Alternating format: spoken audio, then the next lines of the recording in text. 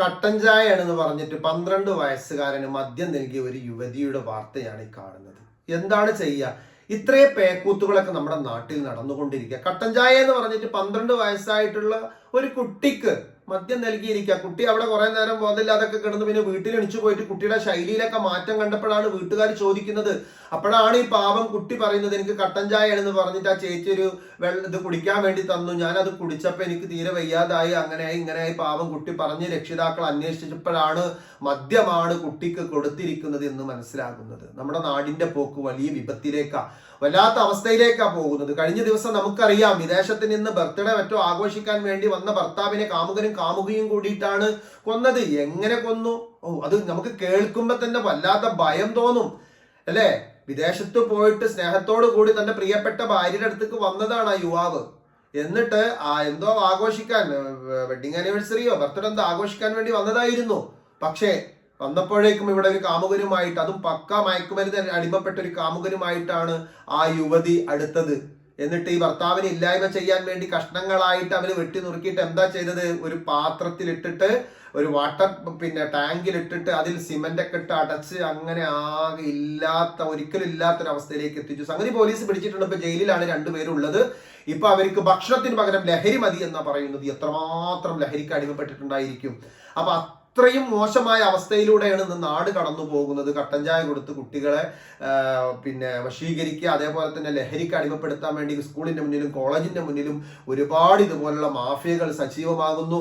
എന്ത് തെറ്റ് ചെയ്താലും ഒരു പേടിയില്ലാത്ത അവസ്ഥയിലൂടെ ജീവിച്ചു പോകുന്ന ഒരു സമൂഹത്തിലേക്ക്, തലമുറയിലേക്ക്, അല്ലെങ്കിൽ എന്തോ ഒരു അവസ്ഥയിലേക്ക് നീങ്ങിക്കൊണ്ടിരിക്കുന്നു എന്നുള്ളൊരു ഭയം നമുക്ക് എല്ലാവർക്കും ഉണ്ട്. ഇത് തീർച്ചയായിട്ടും നമ്മുടെ എല്ലാ ജീവിതത്തിന്റെയും സമാധാനത്തിന് നഷ്ടപ്പെടുത്തിക്കൊണ്ട് നമ്മൾ ഉണ്ടാക്കി വെച്ചിട്ടുള്ള എല്ലാവിധ ആഡംബരങ്ങളും അല്ലെങ്കിൽ സമ്പത്തും എല്ലാം നമുക്ക് ഉപകരിക്കാൻ പറ്റാത്തൊരവസ്ഥയിൽ എന്തിനാണ് നമ്മൾ മരിക്കുന്നതെന്ന് പോലും അറിയാതെയാണ് പലപ്പോഴും പലരും കൊല ചെയ്യപ്പെടുന്നത്. എന്തിനാണ് എന്നെപ്പോ കൊന്നത് എന്ന് ഒരു നിമിഷം മനസ്സിലാക്കണ്ടേ, അല്ലെങ്കിൽ അറിയണ്ടേ, അല്ലെങ്കിൽ പുറത്തുള്ളവർക്ക് അറിയണ്ടേ? ഒന്നുമില്ല. ആ രീതിയിൽ ഇപ്പൊ അഫാന്റെ കേസ് എടുത്ത് നോക്കിയാൽ അറിയാം. ഇപ്പൊ ഒരുപാട് മാനസിക വിഷമങ്ങളൊക്കെ വന്ന് ഞാൻ ചെയ്തത് തെറ്റായി പോയി എന്നെല്ലാം വിലപിക്കുന്നുണ്ടെങ്കിലും ഇനിയൊന്നും അത് തിരിച്ചു വരാൻ ഒരിക്കലും കഴിയില്ല. അപ്പൊ അതുകൊണ്ട് പ്രിയപ്പെട്ടവരെ, തിരക്ക് പിടിച്ച ജീവിതത്തിനുള്ളിൽ നമ്മൾ എന്തിൻ്റെയൊക്കെയോ പിറകെ ഓടിക്കളിക്കുന്നവരാണ്.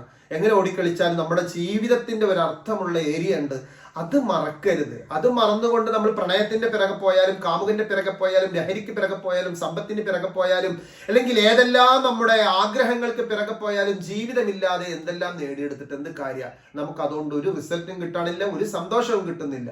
അപ്പൊ അതുകൊണ്ട് ഉള്ളത് കൊണ്ട് തൃപ്തിപ്പെട്ട് മനസമാധാനത്തോടു കൂടി ജീവിക്കുക. അതാണ് ഒരു ബുദ്ധിയുള്ള തന്റേടമുള്ള മനുഷ്യർ എപ്പോഴും തെരഞ്ഞെടുക്കുന്നത്. അതല്ലാതെ അതിന്റെ അപ്പുറത്തേക്ക് എന്തൊക്കെയോ കാട്ടിക്കൂട്ടാൻ വേണ്ടി, ജനങ്ങൾക്കിടയിൽ പേര് പറയാൻ വേണ്ടിയിട്ടൊക്കെ എന്തിൻ്റെയൊക്കെയോ പിറകെ, കുറെ ആളുകൾ ലഹരിക്ക് പിറകെ, കുറെ ആളുകൾ പെണ്ണിന് പിറകെ, കുറെ ആളുകൾ ആണിന് പിറകെ. എന്താണ് നമ്മുടെ സ്വന്തം മനസമാധാനം കളഞ്ഞ് എന്ത് പെണ്ണ്, എന്താണ് നമ്മുടെ വാല്യൂ കളയാണ്. ഇതൊക്കെ ഒരു മാനസിക രോഗമാണ്. ഒരു റെസ്റ്റും ഇല്ലാതെ ഒരു പുരുഷന്റെ പിന്നാലെ ഫോൺ വിളിച്ച് നടക്കുക, അവൻ വിളിച്ച സ്ഥലത്തേക്കൊക്കെ പോവുക, അതല്ലെങ്കിൽ ഒരു റെസ്റ്റും ഇല്ലാതെ ഫോണിലൂടെ തന്റെ കാമുകിയോട് സംസാരിച്ചു കൊണ്ടിരിക്കുക. എന്നിട്ട് എന്താണ് ഇങ്ങനെ 5-6 വർഷം സ്നേഹിച്ചും പ്രണയിച്ചും വിവാഹം കഴിഞ്ഞ് അവസാനം വഞ്ചിച്ചിട്ടും ചതിച്ചിട്ടും ഒക്കെയാണ് പലപ്പോഴും പല ആളുകളുടെയും പിറകെ പോകുന്നത്. അപ്പൊ ഇതിലൊന്നും ഒരു കാര്യമില്ല. നമ്മുടെ മാന്യത നമ്മൾ കൊണ്ടുപോയിട്ട് പണയം വെച്ചതിന് ശേഷം ഒരു കാമുകിയോ ഒരു കാമുകനോ ഒന്നും നമുക്ക് ഉണ്ടായിട്ട് ഒരു കാര്യമില്ല.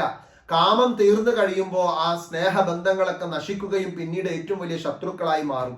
അങ്ങനെ ശത്രുക്കളായി മാറുമ്പോൾ ഇതുപോലെ ഇല്ലായ്മ ചെയ്യാൻ വേണ്ടി വേറൊരു കാമുകനെ കൂട്ടുപിടിക്കും. അപ്പൊ നിങ്ങൾ ആലോചിച്ച് നോക്കുക, സ്വന്തം ഭർത്താവിനെ വെട്ടിമുറുക്കിയ കാമുകൻ എന്ത് ധൈര്യത്തോടു കൂടിയാണ് കാമുകിയോട് കൂടെ ജീവിക്കുക? എപ്പോഴാണ് അവന്റെ തലക്ക് അടി കിട്ടുക, അല്ലെങ്കിൽ എപ്പോഴാണ് അവനെ വെട്ടിമുറുക്കിയിട്ട് അവള് വല്ല പായസം വെച്ച് കുടിക്കാന്ന് വല്ല ഉറപ്പുണ്ടാ?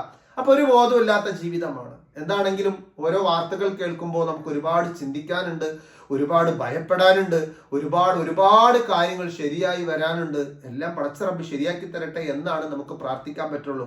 ഒരു ഭാഗത്ത് വർഗീയതയുടെ കൊടും വിഷം ചീറ്റുന്ന ഓരോ വർത്തമാനങ്ങൾ ഓരോ ആളുകളിൽ നിന്ന്, ഓരോ ജാതികളിൽ നിന്ന്, മതങ്ങളിൽ നിന്ന്, മറുഭാഗത്ത് മയക്കുമരുന്നിന്റെ വലിയ വേട്ടയും അതിൽ ഉൾപ്പെട്ട ഒരുപാട് സമൂഹവും നമ്മുടെ മക്കളും കുടുംബങ്ങളും. അതിനപ്പുറത്ത് ഇതുപോലെ ഓരോ കാമുകനും കാമുകിയും സ്വന്തം ജീവനോ അല്ലെങ്കിൽ തന്റെ ഭർത്താവിനോ ഭാര്യക്കോ വില കൊടുക്കാതെ എന്തോ ഒരു അവസ്ഥയിലേക്ക് നീങ്ങിക്കൊണ്ടിരിക്കുന്ന ഈ ലോകത്ത് ശാന്തി ഉണ്ടാവാൻ, സമാധാനം ഉണ്ടാവാൻ, ഒത്തൊരുമയോടുകൂടി സ്നേഹത്തോടു കൂടി നമ്മൾ ജീവിച്ചിട്ടില്ല എങ്കിൽ, ബോധത്തോടു കൂടി ജീവിച്ചിട്ടില്ല എങ്കിൽ എപ്പോ എവിടെ എങ്ങനെ പാതി വഴിയിൽ വെച്ച് ഇത് അവസാനിക്കുമെന്ന് യാതൊരു അറിവുമില്ല. എല്ലാവരും ഭയപ്പെടേണ്ടതാണ്. അപ്പൊ എല്ലാവരും ഒരു ജാഗ്രതയോട് കൂടി ഇരിക്കുക. പടച്ചറബ് നമുക്ക് എല്ലാവർക്കും നല്ല സന്തോഷമുള്ള മനസ്സ്, ശാന്തിയുള്ള മനസ്സ്, സത്യമുള്ള മനസ്സ് നൽകി അനുഗ്രഹിക്കുമാറാകട്ടെ എന്ന് ആത്മാർത്ഥമായി പ്രാർത്ഥിക്കുന്നു. ഒത്തിരി സ്നേഹത്തോടു കൂടി റസൻ നിസാമി.